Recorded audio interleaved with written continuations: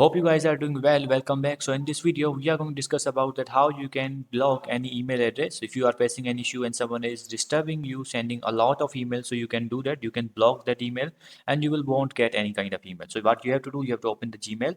So I'm going to Gmail.